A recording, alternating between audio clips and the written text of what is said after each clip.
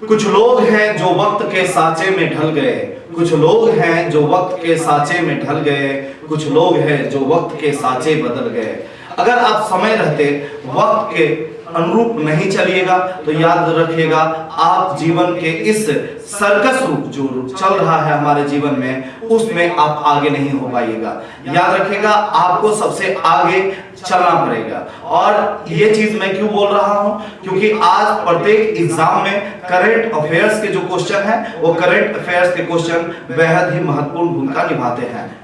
सभी एग्जाम, चाहे वो पीसीएस हो, चाहे वो आईएएस का एग्जाम हो, चाहे आप पटवारी का एग्जाम की तैयारी कर रहे, चाहे एसएससी, रेलवे, सभी एग्जाम में आज करंट अफेयर्स की भूमिका को कोई नकार नहीं सकता है। तो इसी चीज को लेकर मैं एक विशेष खंड को लाया हूं करंट अफेयर्स का। जी हाँ, मैं एएन टाइगर आपको अपने चैनल लखीसराय फिजिकल एकेडमी पर स्वागत करता हूं। अब चलिए मैं करंट अफेयर का बखिया उधेरने जा रहा हूं, आप हमारे साथ बखिया उधेरे। चलिए पहले हम क्वेश्चन को देखते हैं। पहला जो क्वेश्चन है वो आपके स्क्रीन पर ये है कि विश्व का सबसे लंबा गीत कौन सा है। क्वेश्चन क्या है कि विश्व का सबसे लंबा गीत कौन सा है। ए रामचरितमानस, बी गीता, सी महाभारत या डी मेघदूत। तो इसका जो राइट आंसर है मेरे बच्चों वो है रामचरितमानस। कौन सा है? रामचरितमानस जो है विश्व का सबसे लंबा गीत है। और इस गीत को वाराणसी के डॉक्टर जगदीश पिल्लई ने गाया था। डॉक्टर जगदीश पिल्लई ने गाया था जो वाराणसी से बिलोंग करते हैं। इन्होंने रामचरितमानस को 138 घंटा 41 मिनट और 2 सेकंड तक गाया और इस तरह से पूरा वर्ल्ड में सबसे बड़ा गीत का दर्जा दिवा दिया। और इस चीज को जानते हैं कि ये सबसे बड़ा कुछ रिकॉर्ड होता है उसको गिनीज वर्ल्ड रिकॉर्ड में शामिल किया जाता है। और इस तरह से रामचरितमानस जो है गिनीज वर्ल्ड रिकॉर्ड में सम्मिलित हो चुका है। रामचरितमानस को विश्व का सबसे लंबा गीत बना दिया गया है। रामचरितमानस वही है जिसको हमारे तुलसीदास ने लिखा था। रामचरितमानस को किसने लिखा? तुलसीदास ने लिखा। और ये रामचरितमानस की जो भाषा है वह अवधी भाषा है। और रामचरितमानस जो है वह महाकाव्य है। कौन सा काव्य है? महाकाव्य है। तो इसमें देखिए बाबू कैसे क्वेश्चन पूछेगा। एक तो सिंपल फॉर्म में क्वेश्चन पूछेगा कि विश्व का सबसे बड़ा गीत कौन है, तो रामचरितमानस। रामचरितमानस आप देख रहे हैं, इस रामचरितमानस को किसने लिखा था? तुलसीदास ने। किस भाषा में लिखा था? अवधी भाषा में। रामचरितमानस को गाया किसने है? तो वाराणसी के जगदीश पिल्लई ने गाया है। कितना घंटा गाया है? 138 घंटा 41 मिनट 2 सेकंड तक गाया और वर्ल्ड रिकॉर्ड हो गया। है ना मजेदार का क्वेश्चन? तो ये बाबू एग्जाम में पूछ सकता है, तो आपके दिमाग से स्लिप नहीं होना चाहिए। दुनिया की सबसे लंबी यात्री ट्रेन जो है, सबसे लंबी यानी कि अपने यात्रियों को बैठाया और छुक छुक छुक छुक छुक चल करते हुए जो ट्रेन दुनिया में चली है सबसे बड़ी लंबी यात्री, वो स्विट्जरलैंड ने चलाया है। किसने चलाया है? स्विट्जरलैंड ने। संयुक्त राष्ट्र का नया डाटा आया है। उस नई डाटा के अनुसार से दुनिया का जो सबसे अधिक जनसंख्या वाला देश घोषित कर दिया गया है, वो कौन सा देश घोषित कर दिया गया है? तो हमारा अपना भारत। देखो हम किसी चीज में आगे नहीं है अभी, लेकिन जनसंख्या के लिहाज से देखा जाए तो भारत दुनिया में सबसे ज्यादा जनसंख्या वाला देश है। ये जनसंख्या हमारे लिए सही नहीं है। हमने बाबू 1951 में हमने परिवार नियोजन कार्यक्रम लाया, फैमिली प्लानिंग लाया। कौन सा प्लानिंग? फैमिली प्लानिंग लाया। प्लानिंग कौन सा था? फैमिली। तो फैमिली प्लानिंग लाया था 1951 में और कहा हम दो हमारे दो, लेकिन फिर हम बाबू भूल गए। फिर हो गया हम दो हमारे गिन लो, हम दो हमारे होने दो। 1951 की बात है। दुनिया में सबसे पहले विश्व परिवार कल्याण कार्यक्रम जो लाया था हम लाए थे, लेकिन भूल गए थे। आज देखते देखते हमारे देश की जनसंख्या विश्व में सबसे ज्यादा हो गया। ये हम नहीं बोल रहे, ये संयुक्त राष्ट्र संघ बोल रहा है। नेक्स्ट है, भारत में किस शहर में सबसे लंबा डबल टेकर फ्लाईओवर बनाने का रिकॉर्ड बनाया है? डबल टेकर फ्लाईओवर बनाने का रिकॉर्ड जो है नागपुर में हुआ है। नेक्स्ट क्वेश्चन, यूनिकॉर्न की संख्या के मामले में, किसकी? यूनिकॉर्न की संख्या के मामले में दुनिया का तीसरा सबसे बड़ा देश कौन है? तो यूनिकॉर्न में बाबू भारत जो है दुनिया का तीसरा सबसे बड़ा देश है। देखिए जो भी एग्जाम बताया जो भी क्वेश्चन यहाँ आपको बताया जा रहा है बेहद महत्वपूर्ण बताया जा रहा है। तो आप सब या तो इसका स्क्रीनशॉट ले ले या हमारे टेलीग्राम चैनल से जुड़े। Mountain man Lakhisarai Telegram channel का नाम है, या Lakhisarai physical academy Telegram channel, दोनों हमारा टेलीग्राम चैनल है, उस पर जुड़ जाए, ये आपको मिल जाएगा। नहीं तो आप क्या करें, जो भी चीजें यहाँ आपको इंपोर्टेंट लग रही है, मैं मेरे हिसाब से ये इंपोर्टेंट है इसलिए मैं आपको बता रहा हूँ, फिर भी अगर आपको लगती है ये विशेष महत्वपूर्ण है तो आप जो है अपने कॉपी पर जो है लिखने का काम करें ताकि एग्जाम में आप उसको सरलतम ढंग से कर सकें। नेक्स्ट क्वेश्चन है कि एशियन इंफ्रास्ट्रक्चर इन्वेस्टमेंट बैंक, देखिए शॉर्ट फॉर्म में पूछ सकता है AIIB का फुल फॉर्म बताएं। तो AIIB का फुल फॉर्म होता है ए से एशियन, आई से इंफ्रास्ट्रक्चर, आई से इन्वेस्टमेंट और बी से बैंक। ये इंफ्रास्ट्रक्चर जो बैंक खोला गया है यह अपना पहला विदेशी कार्यालय कहां खोला है? तो अबू धाबी ग्लोबल मार्केट में खोला है। नेक्स्ट क्वेश्चन है कि राष्ट्रीय चिकित्सा आयोग NMC ने किस राज्य को अपना पहला मेडिकल कॉलेज स्थापित करने के लिए मंजूरी दे दिया है? राष्ट्रीय चिकित्सा आयोग ने उसको कह दिया है कि तुम अपने मेडिकल कॉलेज भी स्थापित कर सकते हो। तो ये बाबू कहा है हमारा नागालैंड ने। किसने कहा है? नागालैंड ने। दुनिया के सबसे बड़े और शक्तिशाली रॉकेट स्टारशिप की लॉन्चिंग फेल हो गई है। इसे किसने लॉन्च किया था? स्पेस एक्स ने लॉन्च किया था। हालांकि ये दुर्भाग्य था कि दुनिया की सबसे बड़ी शक्तिशाली रॉकेट जो है स्टारशिप की लॉन्चिंग फेल हो चुकी है, दुर्भाग्य है। लेकिन इसको जो लॉन्च किया था स्पेस एक्स ने किया था। नेक्स्ट क्वेश्चन है प्रधानमंत्री नरेंद्र मोदी ने पहले वैश्विक बौद्ध शिखर सम्मेलन का उद्घाटन कहां किया? पहले बौद्ध शिखर सम्मेलन का उद्घाटन कहां किया? हमारे नरेंद्र मोदी ने तो नई दिल्ली में किया। कहां किया? नई दिल्ली में। ये आपके सामने जो प्रस्तुत है Lakhisarai physical academy daily current affairs के सीरीज ला रहे हैं। जून 2023 में जो भी महत्वपूर्ण रहा है उस महत्वपूर्ण चीजों को आपके सामने मैं प्रस्तुत कर रहा हूँ। एरन टाइगर और ये हमारे जो पीछे में फोटो दिख रहा है ये हमारा ट्रेनर है गणेश कुमार। ये केआरके जो फील्ड है लखीसराय केआरके फील्ड में ये दौड़ाते हैं। बहुत सारे वीडियो आप इनके देखे होंगे, बहुत शानदार है। ये एथलीट भी रह चुके हैं। तो आप सबको अगर तैयारी करनी हो दौड़ की तो आप हमारे चैनल पर आ सकते हैं और हमसे पूछ सकते हैं और यहाँ नंबर बकायदा दिया गया है तो आप इस नंबर पर भी कांटेक्ट कर सकते हैं। हम फेसबुक पर भी हैं, हम इंस्टाग्राम पर भी हैं, हम ट्विटर पर भी हैं और हम यूट्यूब पर भी हैं। आप जहां से भी हमें फॉलो करना चाहते हैं फॉलो कीजिए। जो हमसे बन पड़ेगा मैं उस चीज में आपको बिल्कुल सहयोग देने का कार्य करूंगा। तो चलिए नेक्स्ट क्वेश्चन की ओर देखते हैं। क्या क्वेश्चन है? भारतीय सेना के सप्त शक्ति कमान ने राजस्थान और किस राज्य में सुदर्शन शक्ति 2023 अभ्यास किया है? तो देखिए A option Punjab, B option Orissa, C option Telangana, D option Madhya Pradesh. तो बाबू हमारी जो भारतीय सेना है, भारतीय सेना ने सप्त शक्ति कमान के अंतर्गत राजस्थान और साथ साथ पंजाब राज्य में अपना सुदर्शन शक्ति 2023 अभ्यास किया है। तो क्या हो गया आंसर इसका? पंजाब हो गया। अब इसके चीजों पर आते हैं। भारतीय सेना के सप्त शक्ति कमान ने राजस्थान और पंजाब के एरिया में पश्चिमी सीमाओं पर सुदर्शन शक्ति 2023 का बाबू हमने अभ्यास किया है। अब बात करते हैं ये पंजाब का एरिया हो, राजस्थान का एरिया हो, पंजाब हो, राजस्थान हो, गुजरात हो और जम्मू कश्मीर हो। यह जो एरिया है बाबू यह एरिया ऐसा है जो पाकिस्तान के बॉर्डर से सटता है। पाकिस्तान के बॉर्डर से सटने वाले 4 राज्य हैं। इसका ट्रिक भी हम सब देख सकते हैं। इसका ट्रिक है पंगू राज्य। कौन सा राज्य? पंगू राज्य। पो से हो गया पंजाब, भू से हो गया गुजरात, रा से हो गया राजस्थान, जो से हो गया जम्मू कश्मीर। यानी 4 एरिया ऐसे हैं जो हमारे पाकिस्तान से सटे हुए राज्य हैं। ओके, तो नेक्स्ट क्वेश्चन की ओर बढ़ते हैं। नेक्स्ट क्वेश्चन क्या करता है? अब महत्वपूर्ण चीज है कि बहुपक्षीय अंतरराष्ट्रीय वायु अभ्यास ओरियन कहां हुआ था? तो ओरियन हुआ था फ्रांस में बहुपक्षीय युद्धाभ्यास, बहुपक्षीय युद्धाभ्यास ला पेरोस के तृतीय संस्करण का आयोजन 13 से 14 मई 2023 तक कहां हुआ था? तो हिंद महासागर में हुआ था। भारत का जो दक्षिण क्षेत्र है उस दक्षिण के नीचे में जो है हिंद महासागर है, और हिंद महासागर में बहुपक्षीय युद्धाभ्यास ला पेरिस हुआ था। अमेरिका ने किस देश को 220 क्रूज मिसाइलों की बिक्री करने की मंजूरी दे दी है? तो ऑस्ट्रेलिया को दे दिया है। नेक्स्ट क्वेश्चन है, अफगानिस्तान पर भारत मध्य एशिया संयुक्त क्या है? अफगानिस्तान पर भारत मध्य एशिया संयुक्त कार्य समूह की पहली बैठक का आयोजन कहां हुआ?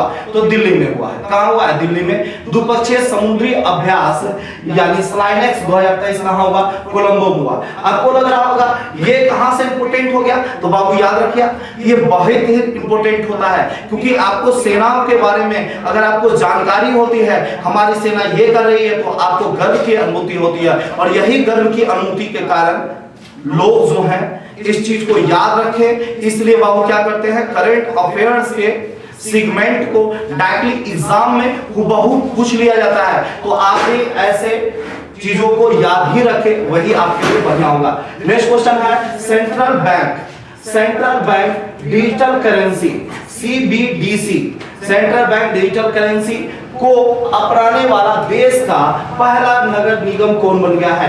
A Calcutta, B Indore, C Patna या D लखनऊ। आपको क्या लगता है सेंट्रल बैंक डिजिटल करेंसी को अपनाने वाला देश का पहला नगर निगम कौन बन गया है? तो बाबू सबसे पहला जो बन गया है वो हमारा पटना बन गया है। कौन बन गया है? पटना नगर निगम ने करेंसी को अपना लिया। तो भारत में पटना नगर निगम सेंट्रल बैंक डिजिटल करेंसी यानी CBDC को अपनाने वाला देश का पहला नगर निगम बन गया है। भारतीय रिजर्व बैंक, भारतीय रिजर्व बैंक का शॉर्ट फॉर्म होता है RBI, reserve bank of India. RBI द्वारा उत्पन्न ई-रुपया नामक डिजिटल मुद्रा का उपयोग जो है पटना पूरे नगर निगम क्षेत्र में करेगा। ये बात सामने आ चुकी है, ठीक है। नेक्स्ट है, हरित बॉन्ड जारी करने वाला पहला देश का शहर निकाय कौन हो गया? तो हरित बॉन्ड जारी करने वाला इंदौर हो गया है। भारत का पहला संविधान साक्षर जिला कौन सा हो गया है? तो कोल्लम जो है संविधान साक्षर जिला है। यहाँ संविधान के बारे में सभी लोगों को पता है, इसलिए संविधान साक्षर जिला कोल्लम है। कौन सा है? कोल्लम है। भारत का पहला 5G सक्षम ड्रोन, भारत का पहला 5G सक्षम ड्रोन जो है विकसित किसने किया? स्टार्टअप फर्म IG ड्रोन्स ने। किसने किया? स्टार्टअप फर्म IG ड्रोन्स ने किया। अब है ऑनलाइन गेमिंग में भारत के पहले उत्कृष्टता केंद्र की स्थापना कहां किया गया था? तो शिलांग में किया गया था। जम्मू कश्मीर पूरी तरह से ई गवर्नेंस मोड में शिफ्ट होने वाला पहला केंद्र शासित प्रदेश बन गया है। क्वेश्चन पूछ सकता है कि भारत का पहला ऐसा कौन सा क्षेत्र रहा है जो पूरी तरह से ई गवर्नेंस में शिफ्ट हो गया है? तो वो है जम्मू कश्मीर। कौन सा कश्मीर है? जम्मू कश्मीर है जो पूरी तरह से शासित हो चुका है ई वाला क्षेत्र में। नेक्स्ट, टेलीग्राम पर आप हमारे जुड़ सकते हैं, ये टेलीग्राम के लिए बनाया गया है। अब नेक्स्ट क्वेश्चन है, भारत के स्टार शटलर HS प्रणय ने मलेशिया मास्टर्स में कौन सा पदक जीता है? A स्वर्ण पदक, B रजत पदक, C कांस्य पदक या D इनमें से कोई नहीं। आपको क्या लगता है कि भारत के जो स्टार शटलर हैं HS प्रणय ने मलेशिया मास्टर्स में कौन सा खिताब जीता है? तो बाबू हम स्वर्ण पदक जीते हैं। हम कौन सा पदक जीते हैं? स्वर्ण पदक हमने मारा है दम। देखो भारत के एस शटलर SS प्रणय ने क्या किया? मलेशिया मास्टर्स बैडमिंटन चैंपियनशिप 2023 का खिताब जीत लिया है। भारत के स्टार है ये शटलर HS प्रणय। इसने मलेशिया के कुआलालंपुर में खेले गए मलेशिया मास्टर्स में गोल्ड मेडल जीता है। प्रणय जो है साइना नेहवाल, PV सिंधु, इनके बाद मलेशिया मास्टर चैंपियनशिप को जीतने वाले तीसरे भारतीय बन गए हैं। यानी इनसे पहले दो लोगों ने और एक करिश्मा किया था, एक तो साइना नेहवाल ने किया था, फिर दूसरे PV सिंधु ने किया था, और तीसरे जो है हमारे प्रणय बाबू हैं। प्रणय बाबू ने क्या किया? इस मलेशिया मास्टर्स बैडमिंटन चैंपियनशिप को जीत लिया है, और वो भी गोल्ड मेडल, ठीक है। अब 5 नंबर क्वेश्चन क्या है कि चतुर्थ राष्ट्रीय जल पुरस्कार वितरण समारोह कहां किया गया था? यानी जल पुरस्कार वितरण समारोह कहां आयोजित किया गया था?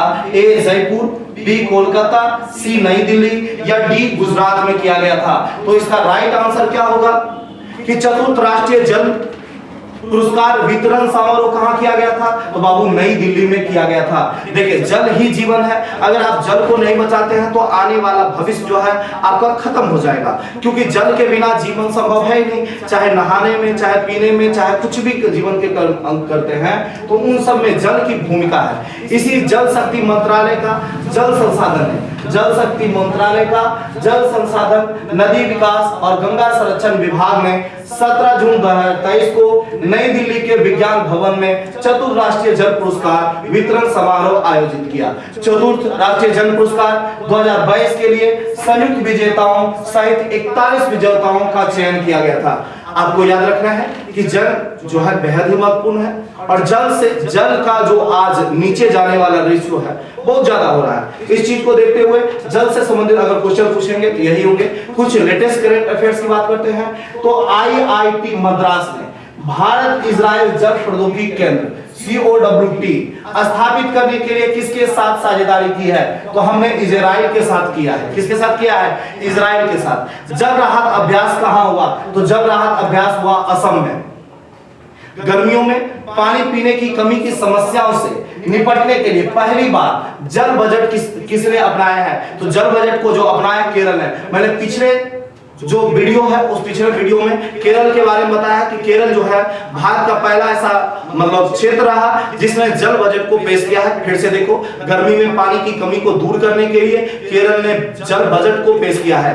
सभी आदिवासियों को बुनियादी दस्तावेज प्रदान करने वाला देश का पहला जिला कौन बन गया? तो वायनाड बन गया। कौन बन गया? वायनाड जो है सभी आदिवासियों की बुनियादी सुविधाओं को करेगा। अब समर्थ अभियान, क्वेश्चन देखिए कि समर्थ अभियान किसके द्वारा शुरू किया गया है? समर्थ अभियान जो है यह अभियान किसके द्वारा शुरू किया गया है? ए गिरिराज सिंह, बी अमित शाह, सी अनुराग ठाकुर, डी राजनाथ सिंह। तो मैं आपको आंसर बता देना चाहता हूं कि समर्थ अभियान हमारे लखीसराय से बिलोंग करते गिरिराज बाबू, यही गिरिराज बाबू ने समर्थ अभियान स्टार्ट किया है। तो गिरिराज बाबू यही है, लंबे जैसे जो हैं, इन्होंने समर्थ अभियान शुरू किया है। तो चलिए इसके बारे में थोड़ी सी जानकारी इकट्ठा कर लेते हैं। केंद्रीय मंत्री गिरिराज सिंह ने ग्राम पंचायत स्तर पर, कौन से स्तर पर? ग्राम पंचायत स्तर पर डिजिटल लेन देन को बढ़ावा देने के लिए समर्थ अभियान की शुरुआत की। तो क्वेश्चन कैसे पूछेगा? समर्थ अभियान किस से संबंधित है? तो डिजिटल लेन देन से संबंधित है। समर्थ अभियान को किसने शुरुआत किया? तो बाबू किसने किया? गिरिराज सिंह ने किया। अब यह अभियान लखनऊ में आजादी का अमृत महोत्सव के तहत शुरू किया गया था। यह ग्रामीण विकास मंत्रालय की एक पहल है और यह शानदार पहल है। इसका उद्देश्य यही है कि पूरे भारत में 50,000 ग्राम पंचायतों में डिजिटल लेन देन को बढ़ावा देना है। लेकिन डिजिटल लेन देन को बढ़ावा तभी दे सकते हैं जब लोग डिजिटल के बारे में बढ़िया से हो। आज डिजिटल चोरी हो रही है, डिजिटल लेन देन में समस्याएं उत्पन्न हो रही है, बहुत ज्यादा प्रॉब्लम हो रहा है। तो उसको फर्स्ट तो रोकने का प्रयास करना चाहिए, तब डिजिटल लेन देन जो है वो अच्छा होगा। देखिए कोई सिस्टम गलत नहीं होता, उसको चलाने वाले सही होने चाहिए, है ना। नेक्स्ट है 15 मई 2023 को किसके द्वारा शुरू किए गए मेरी लाइफ मेरा स्वच्छ शहर, मेरी लाइफ मेरा स्वच्छ शहर अभियान ने पूरी शहरी भारत में महत्वपूर्ण गति प्राप्त की है? तो केंद्रीय मंत्री श्री हरदीप एस पुरी ने किया है। और कौन सा अभियान, कौन सा चीज था? मेरी लाइफ मेरा स्वच्छ शहर। मेरी लाइफ मेरा स्वच्छ शहर किसने स्टार्ट किया? तो मंत्री जो है हरदीप एस पुरी ने किया था। हर गांव में पुस्तकालय वाला देश का पहला जिला कौन बन गया? तो झारखंड का जामताड़ा बन गया। झारखंड का जामताड़ा जो है पूरे गांव में पुस्तकालय की व्यवस्था है, वह जिला एक ही है, झारखंड का जामताड़ा। यूं तो झारखंड जो है बीमारू राज्य में शामिल है, लेकिन पुस्तकालय जो वहां खोला गया है। और याद रखिएगा, अगर कोई चीज अगर आपको बढ़ा सकती है वो आपकी शिक्षा है। शिक्षा शेरनी का दूध है, जो पीता है वो उतना दहाड़ता है। ये हमारे डॉक्टर भीमराव अंबेडकर ने बोला था, जीवन में कुछ प्राप्त कीजिए या न कीजिए, शिक्षा जरूर प्राप्त कीजिए, क्योंकि शिक्षा शिक्षा कभी घटता नहीं है, शिक्षा कभी झुकता नहीं है, शिक्षा हमेशा बढ़ाने का औजार है। तो जीवन में अगर आपको बढ़ना है तो शिक्षा अर्जित कीजिए, इसका कभी भी नाश नहीं होता है, यह अग्रोत्तर बढ़ता है। ठीक है, नेक्स्ट है कि लावारिस जमा को निपटाने के लिए 100 दिनों का अभियान किसने शुरू किया? तो आरबीआई ने। किसने किया? आरबीआई ने, कि भैया जो भी हमारा पैसा है चुपचाप दे दो,